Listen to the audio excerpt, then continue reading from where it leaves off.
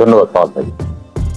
আমিন আল রশিদ, আপনি জানেন যে আওয়ামী লীগের রাজনৈতিক কর্মকাণ্ড নিষিদ্ধ হওয়া নিয়ে প্রথমবারের মতো দেখলাম আজকে ভারত একটা আনুষ্ঠানিক প্রতিক্রিয়া জানিয়েছে, এবং সেখানে ভারতের পররাষ্ট্র মন্ত্রণালয়ের মুখপাত্র রণধীর জয়সওয়াল তিনি যে কথাটা বলেছেন আমি আপনাকে হুবহু পড়ে শোনাই। তিনি বলেছেন, কোনো উপযুক্ত পদ্ধতি অনুসরণ না করেই আওয়ামী লীগের উপর নিষেধাজ্ঞা আরোপ একটি উদ্বেগজনক ঘটনা। তো এটাকে আপনি কিভাবে মূল্যায়ন করবেন? এইটার দুইটা দিক আছে কামাল ভাই। প্রথমত উনি যে কথাটা বলেছেন যে কোন ধরনের পদ্ধতি ছাড়া, এইটা ঠিক না। কারণ একটা উপযুক্ত পদ্ধতি সংজ্ঞাটা কি? সরকার আওয়ামী লীগের কার্যক্রম নিষিদ্ধ করেছে কিন্তু একটা আইনি প্রক্রিয়ার মধ্য দিয়ে। সন্ত্রাস বিরোধী আইনে রাজনৈতিক দলের কর্মসূচি কর্মকাণ্ড সরকার চাইলে রেস্ট্রিক্টেড ইভেন নিষিদ্ধ করতে পারে, আইনের মধ্যে আছে। ফলে সরকার যদি আইনি কাঠামোর মধ্যে ফেলে কোনো রাজনৈতিক দলের বা কোনো সংগঠনের কার্যক্রম সীমিত সময়ের জন্য বা দীর্ঘ সময়ের জন্য নিষিদ্ধ করে, এটা কিন্তু বেআইনি না। অর্থাৎ আপনি যদি দেখেন আইনের দৃষ্টিতে দেখলে এটা কিন্তু বেআইনি না।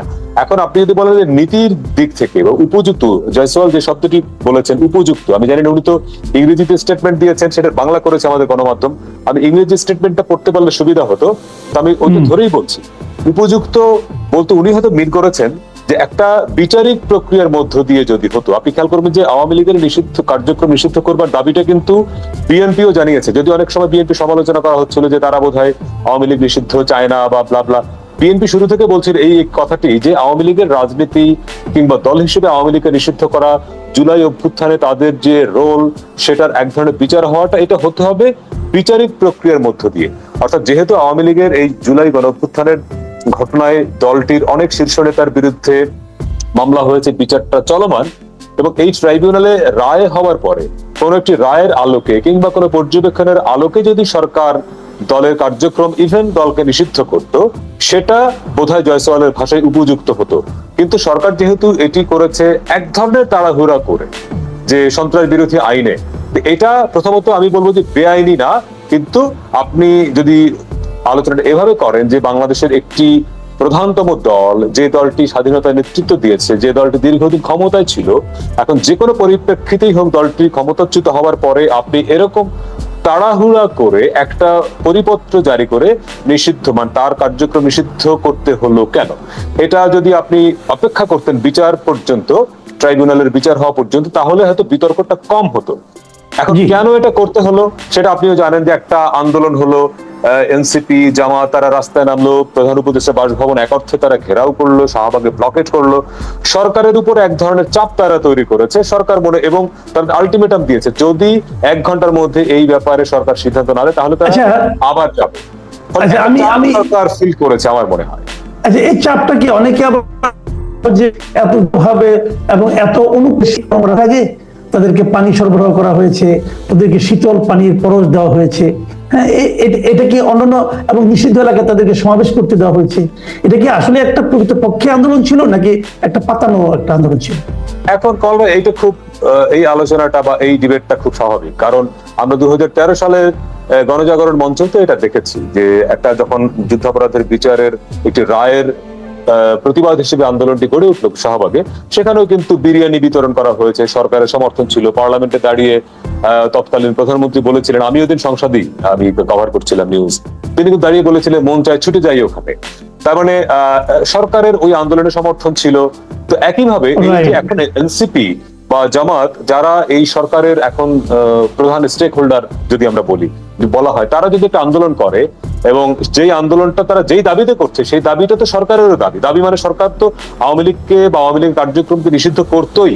কেননা 5ই সেপ্টেম্বর অর্থাৎ অন্তর্বর্তী সরকার দায়িত্ব নেওয়ার 1 মাসের মধ্যেই কিন্তু আসিফ নজরুল তৎকালীন আইন উপদেষ্টা বলেছিলেন, বা বর্তমান আইন উপদেষ্টা বলেছিলেন যে, সম্ভবত আসিফ মাহমুদ বলেছিলেন যদি ভুল না করে থাকি, যে আওয়ামী লীগের বিচার হওয়ার আগ পর্যন্ত কর্মকাণ্ড তারা করতে পারবে না। এই সিদ্ধান্তটা তো সেপ্টেম্বর মাসের, এবং তার মানে কি আওয়ামী লীগের এই কার্যক্রম নিষিদ্ধ হওয়াটা সময়ের ব্যাপার ছিল মাত্র।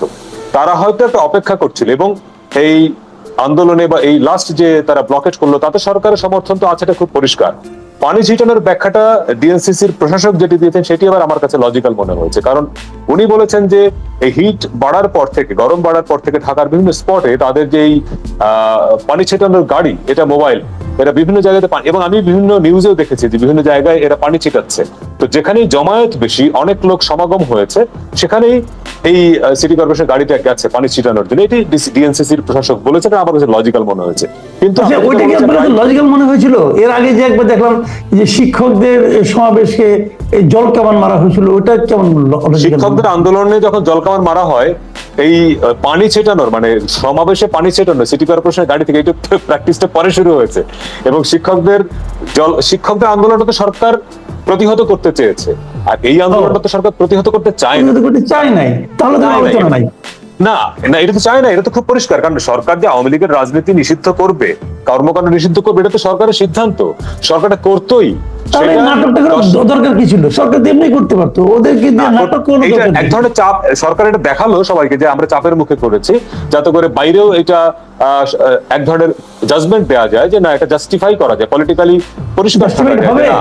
এটা কি আর কেউ বুঝবে না? না, জাস্টিফাই তো পুরোপুরি হয় না, কারণ এটা তো মানুষ তো, এই যে আপনি প্রশ্ন করছেন, সোশ্যাল মিডিয়া অনেকে প্রশ্ন করছে, প্রশ্নের ঊর্ধ্বে থাকছে না। এখন কথাটা হচ্ছে যে এই সরকার শুরু থেকেই যেটা বলছে যে ছাত্ররা আমাদের প্রাথমিক নিয়োগকর্তা, এবং ছাত্ররা মানে কারা? যারা জুলাই অভ্যুত্থানে ফ্রন্ট লাইনে ছিলেন, যারা ওই সময় বৈষম্য বিরোধী ছাত্র আন্দোলন, তারপরে জাতীয় নাগরিক কমিটি, তারপরে জাতীয় নাগরিক পার্টি, ফলে এরা যে সরকারের পার্ট। এই সরকারটা নির্দলীয় সরকার হলেও এই এনসিপি যে সরকারের অংশ, এটা নিয়ে তো কোনো ডিবেট নাই। এটা সরকার যদি অস্বীকার করে, এনসিপি অস্বীকার করলেও তো কিছু করার নাই, এটা ফ্যাক্ট। মানুষ এটা মনে করে, বিশ্বাস করে, ফলে এনসিপি এমন কোনো দাবি নিয়ে সামনে যাবে না যেটা সরকার বাস্তবায়ন করতে পারবে না। এই আওয়ামী লীগকে নিষিদ্ধ করার দাবিতে যে আন্দোলনটা হলো, আমরা দেখলাম যে এই আন্দোলনে, এই জুলাই আন্দোলনে যে শক্তিগুলো একসঙ্গে ছিল, তারা যেন অধিকাংশই দুই একটা পার্টি বাদে, ছাত্র দল বাদে, আর প্রায় সবাই কিন্তু এখানে আবার একত্রিত হয়েছিল।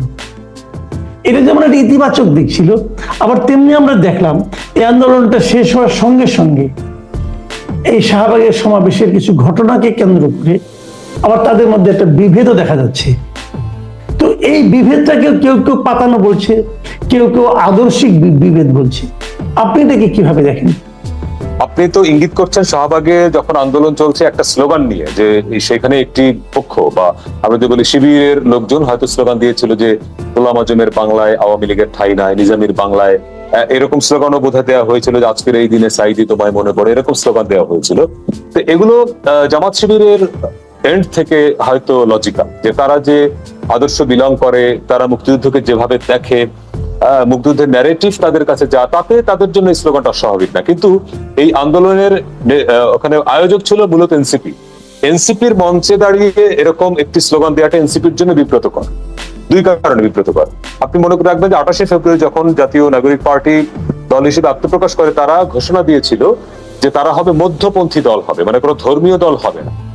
এবং বাংলাদেশের মধ্যপন্থী দল বলতে আমরা বিএনপি আওয়ামী লীগকে বুঝি, যারা কট্টর ইসলামিস্ট না, আবার ইসলামের বাইরেও না, বা তারা ইসলাম ধর্মের এগেনস্টে যায় এরকম কোন আইন বা নীতিমালার পক্ষে না।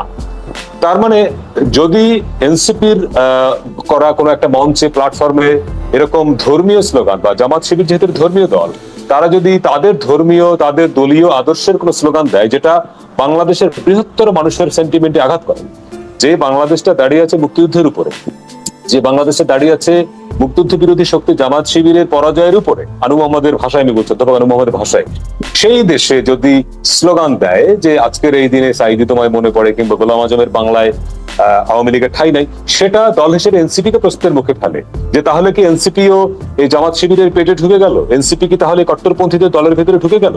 আমার মনে হয় এনসিপির তরফ থেকে যে স্টেটমেন্টটা দেওয়া হয়েছে গতকাল, তারা এই ভয় থেকে দিয়েছে, বা এটা পরিষ্কার করবার জন্য দিয়েছে যে না, তারা জামাত শিবিরের পেটের মধ্যে ঢোকে নাই, বরঞ্চ 1971 প্রশ্নে, মুক্তিযুদ্ধের প্রশ্নে তারা বাংলাদেশের মেজরিটি মানুষ যে ফিলিংটা ধারণ করে, আপনি বাংলাদেশের একজন মানুষ যেই দলের সমর্থক হোক না কেন, বিএনপি, জাতীয় পার্টি, জামাত, আওয়ামী লীগ, জামাত বাদে আমি বলছি, যারা মুক্তিযুদ্ধের প্রশ্নে মনে করে যে ন্যারেটিভকে বিশ্বাস করে, এনসিপি সেই ন্যারেটিভের বাইরে না, অর্থাৎ জামাতের ন্যারেটিভ এনসিপি ওন যে করে না, এটা বোঝানোর জন্য হয়তো এই স্টেটমেন্টটা তারা দিয়েছে। এবং মাহফুজ আলম একজন প্রভাবশালী উপদেষ্টা, যিনিও হয়তো সরকার থেকে বেরিয়ে গিয়ে একসময় এনসিপিতে যোগ দেবেন বলে আমরা ধারণা করি, তিনিও যে পোস্ট দিয়েছেন সেখানে পরিষ্কার করেছেন যে বাংলাদেশের মুক্তিযুদ্ধের সময় যারা গণহত্যার সহযোগী ছিল, মানে তিনি নাম লেখেন নাই, জামাত শিবির, জামাত ইসলামী, তারা এখন পর্যন্ত ক্ষমা চায় নাই। এবং তিনি বলেছেন যে বাংলাদেশের রাজনীতি করতে হলে পাকিস্তান পন্থা বাদ দিতে হবে এবং মুক্তিযুদ্ধের এই যে অবস্থানটা পরিষ্কার করতে হবে মুক্তিযুদ্ধের প্রশ্নে। এইটা না করলে পরে তারা, যেটা অ্যাপারেন্টলি বলে দিয়েছে, তারা জামাতের সঙ্গে নাই, এরকম। এরপরেই তো ক্যাচালটা তৈরি হলো। ফলে আমার কাছে মনে হচ্ছে সমস্যাটা আদর্শিক। প্রথমত যে এনসিপি নিজেকে বোঝাতে চেয়েছে যে তারা মডারেট দল, তারা মধ্যপন্থী দল, ৭১-এর প্রশ্নে, মুক্তিযুদ্ধের প্রশ্নে তারা জামাতের আদর্শকে বিলং করে না, এক। আর দুই, আপনি যেটা বলেছেন যে কেউ কেউ সন্দেহ করে এটা পাতানো কিনা নিজেদের মধ্যে, কারণ জুলাইয়ের অভ্যুত্থানে তো যে কয়টা শক্তি ছিল তার মধ্যে অন্যতম প্রধান শক্তি ছিল জামাত শিবির, এবং ফ্রন্টলাইনে যে নেতাদেরকে আমরা এখন চিনি এদের অনেকের রুট তো আসলে জামাত শিবির। তাহলে এই ভাই ভাই লেগে গেল কেন? এটা কি পাতানো? এটা কি অন্য কোনো কিছুর দিকে ডাইভার্ট করা? ধরেন মির্জা আব্বাস, বিএনপি নেতা, গতকাল যে অনেকগুলো শক্ত শক্ত কথা বলেছেন সরকারের ব্যাপারে, যে এখানে সরকারের মধ্যে অনেক বিদেশি নাগরিক, অনেক বিদেশিরা বিদেশে আসছেন, এটা ঔপনিবেশিক শাসন চলছে কিনা, ব্লা ব্লা অনেক কথা বলছেন। আবার একই সঙ্গে বিএনপি নির্বাচনের চাপ দিচ্ছে। সবকিছু মিলিয়ে কি একটা দৃষ্টি অন্যদিকে ঘুরানোর চেষ্টা কিনা, এই সংশয়ও কারো কারো মধ্যে আছে। কিন্তু আমার মনে হয় যে এটা শুধুমাত্রই এনসিপি প্রমাণ করবার চেষ্টা করছে, বৃহত্তর জনগোষ্ঠীর কাছে এই মেসেজ দেওয়ার চেষ্টা করছে যে তারা জামায়াত ইসলাম এবং এনসিপি এক না, এটি তারা বোঝানোর চেষ্টা করছে আমার মনে হয়। একটা জিনিস লক্ষ্য করেছেন আপনি যে গত কয়েকদিনের রাজনীতিতে, দেশের যে রাজনীতি চলছে, বিভিন্ন যে ঘটনাগুলি চলছে, যে ঘটনাগুলি মানুষের মধ্যে মুখে মুখে আলোচিত হচ্ছে, তার কোথাও কিন্তু দেশের সবচেয়ে বড় দল হিসেবে নিজেদেরকে দাবি করা বিএনপিকে পাওয়া যাচ্ছে না। তো কিন্তু আওয়ামী লীগের কার্যক্রম নিষিদ্ধ করার পরে কিন্তু স্টেটমেন্ট দিয়েছেন মির্জা ফখরুল ইসলাম আলমগীর। তিনি বলেছেন যে তারা দেরিতে হলেও সরকার যে পদক্ষেপ নিয়েছে এটাই আনন্দিত। যদিও বিএনপির স্ট্যান্ড ছিল ভিন্ন। শুরুর দিকে বিএনপি বলেছিল যে আওয়ামী লীগের কার্যক্রম, আওয়ামী লীগকে নিষিদ্ধ করতে হবে বিচারিক প্রক্রিয়ার মধ্য দিয়ে, এরকম সরকারি পরিপত্র বা প্রজ্ঞাপন জারি করে নয়। কিন্তু তারপরে যখন সরকার সিদ্ধান্তটি নিল, মির্জা ফখরুল কিন্তু বলেছেন সাংবাদিকদের সামনে তারা আনন্দিত, স্টেটমেন্ট তো দিয়েছে।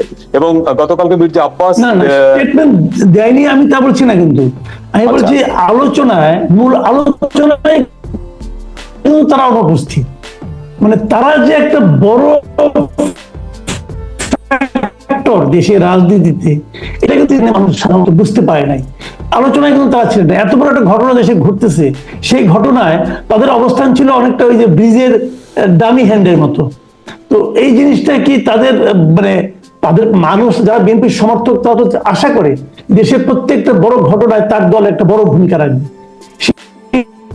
সেই ভূমিকাটা কি বিএনপি রাখতে পেরেছে? এখন এই প্রশ্নের উত্তরটা বিএনপির কোন নেতা দিলে ভালো হয়। আমার কাছে যেটা মনে হয়, আজকে মির্জা ফখরুল দেশের বাইরে গেছেন এবং গতকালকেই কিন্তু তারেক রহমান তো প্রতিদিনই, অলমোস্ট প্রতিদিনই কোনো না কোনো বড় সমাবেশে ভার্চুয়ালি যুক্ত হয়ে বক্তব্য দিচ্ছেন এবং মোটামুটি তিনি একই রকমের কথা বলছেন শুরুর থেকেই। ৩১ দফার কথা বলছেন, গণতান্ত্রিক প্রসেসের কথা বলছেন, দ্রুত নির্বাচনের কথা বলছেন। ফলে এখন আপনি যেটা মিন করছেন যে সাম্প্রতিক সময়ে যে বড় বড় ঘটনা ঘটে যাচ্ছে জামায়াত ইস্যুতে, এনসিপির ইস্যুতে, আমার কাছে মনে হয় যে এই ডিবেটের মধ্যে বিএনপি সচেতন ভাবে ঢুকতে চায়নি। তারা হয়তো তাদের মতো পলিটিক্সটা করছে। আমি গতকালকে বা পরশুদিন বিএনপির একজন নেতা শামসুজ্জামান দুদুর একটা টকশো দেখছিলাম কোন একটা টেলিভিশন চ্যানেলে। সেখানে তাকে প্রশ্ন করা হয়েছিল এই এনসিপির এবং শিবিরের এই বিষয়টি নিয়ে। উনি একটা ভালো উত্তর দিয়েছেন যে ফেসবুকে অনেক কিছুই হয়, বিএনপিতে ফেসবুক পার্টি না, যে ফেসবুকে কি একটা কথা লিখলো সেটা সঙ্গে সঙ্গে বিএনপি সেটা রিয়াকশন কেন দিতে হবে। তো আমার কাছে সেটাই মনে হয় যে অনেক কিছুই ঘটবে, বিএনপি কোন ইস্যুতে ঢুকবে, কোন ইস্যুতে ঢুকবে না, কোন বিষয়ে রিয়াকশন দিবে, কোনটা রিয়াকশন দিবে না, এই সিদ্ধান্তটা তাদেরই। কিন্তু জনগণ হয়তো প্রত্যাশা করে যে এই ইস্যুতে বিএনপির কথা বলা উচিত। এখন এটা একেবারেই বিএনপির নিজস্ব রাজনৈতিক স্ট্র্যাটেজি, তারা কতটুকু ইনভলভ হবে। কিন্তু আমার কাছে মনে হয়েছে বিএনপির নেতাদের সাম্প্রতিক কথাবার্তায় তারা কিছু